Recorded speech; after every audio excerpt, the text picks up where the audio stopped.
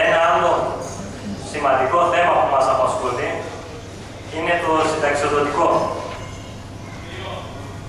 Με τον νόμο 3865 του 2011 δεν διαφέρουμε σε τίποτα από το ασφαλιστικό των ασφαλισμένων του δημοσίου τομέα. Μετά το 2015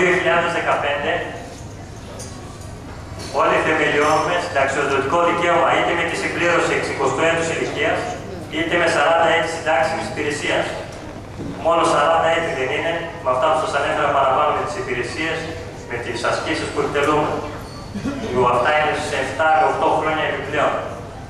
Γι' αυτό στο παρελθόν η πολιτεία μας έδινε το δικαίωμα να φέρουμε στα 25 χρόνια και ουσιαστικά αναγνωρίζαμε κάποια πλασματικά έτη, αλλά ουσιαστικά στην πραγματικότητα ήταν δεδουλευμένα. Όσους δεν γνωρίζουν, το έτος 2012, όσοι συμπληρώνουν 24,5 έτη συντάξιμης υπηρεσίας, τους έχει επιβληθεί μία ποινή και μπορούν να πούμε 27,5 έτη πραγματικής. Το 2013, όσοι συμπληρώνουν τότε τα 24 έτη και μισό, απαιτούνται 29 έτη πραγματικής για να βγουν στη σύνταξη. Και το 2014 απαιτούνται 30. Υπάρχουν βέβαια κάποιες ειδικές κατηγορίες, πολυτέχνων και τρίτεχνων, οι οποίοι έχουν κάποια άλλα χρόνια υπηρεσίας, τα οποία τα έχουμε αναρτήσει στη σελίδα και μπορεί να τα διαβάσει ο καθένας ή μπορεί να θέσετε ερωτήσεις στο τέλος. Επίσης, μια άλλη διαδικασία η οποία τρέχει τώρα και ήταν ένα πάγιο δικαίωμα ήταν να αναγνωριστεί τα χρόνια υπηρεσίας των εθελοντών μακράς ηλικίας στο ΙΚΑ, τα 5 χρόνια. Ήδη τρέχει μια διαδικασία με 3 στάδια.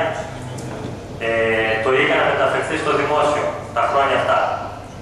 Οι περισσότεροι συνάδελφοι με τον νόμο 3865 έχουν κάνει τις αιτήσεις, περιμένουν είτε πράξεις από το Γενικό Λογιστήριο ή από το ΙΚΑ για να προχωρήσει η διαδικασία και να αναγνωριστούν αυτά τα χρόνια. Απλά να τονίσω κάτι στο συνταξιοδοτικό, ότι με τον νόμο αυτό ότι μέχρι το 2014 όσοι συμπληρώνουν 24 έτη και υπηρεσίας ουσιαστικά είναι αυτοί που έχουν έτος εισαγωγής μέχρι και το 1990. Παρ' όλα αυτά, οι παλιοί και οι νέοι ασφαλισμένοι, οι παλιοί είναι μέχρι το 1993 και οι νέοι ασφαλισμένοι είναι μετά το 1993.